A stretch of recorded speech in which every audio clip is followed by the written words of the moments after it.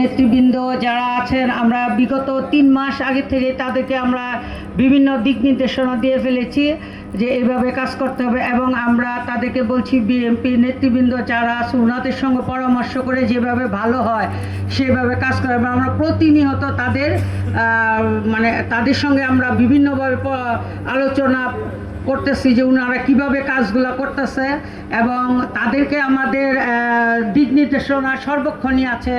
এবং আমি দেখতেছি যে 30 সালে ইনশাল্লাহ আমাদের মহিলাদের খুব ভালো কাজ করছে, এবং প্রতিটা ইউনিটে তারা কমিটি এর আগেই গঠন করেছে, যাই বলতে সুন্দর করে কাজ করতে পারে। এখন আমি আমার মহিলা দলের বোনদের কাছে আমার অনুরোধ, তোমাদের আরও পরিশ্রম করতে হবে, যেহেতু যেই কাজগুলো পুরুষে করতে না পারবে সেই কাজগুলো মহিলা দলের নেতৃবৃন্দরা করতে পারবে।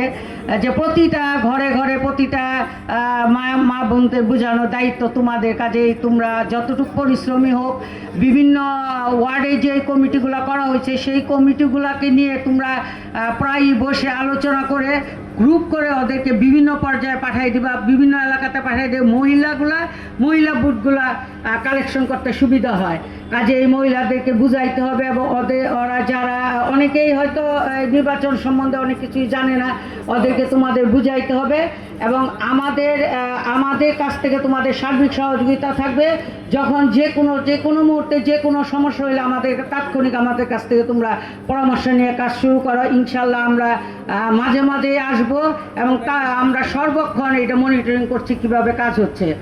আমরা আমাদের এই আশা ব্যক্ত করে আমি আমার সংক্ষিপ্ত বক্তব্য শেষ করলাম। আল্লাহ হাফেজ। আসসালামু আলাইকুম।